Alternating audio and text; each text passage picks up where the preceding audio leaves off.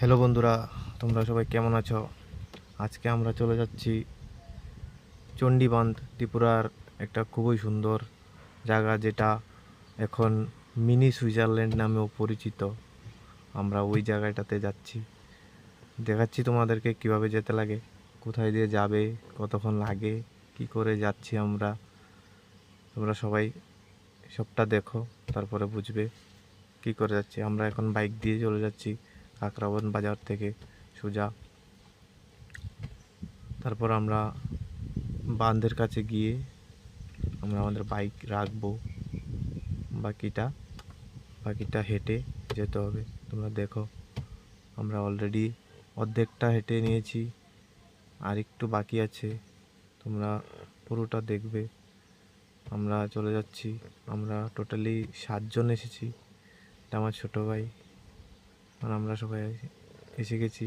আমি ক্যামেরা করছি, বাকি সবাই আসছে, আমি সবার আগে চলে এসেছি।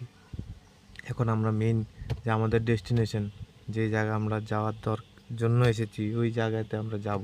তোমরা দেখো, সঙ্গে থাকো, দেখো পুরো জায়গাটা কতটা সুন্দর।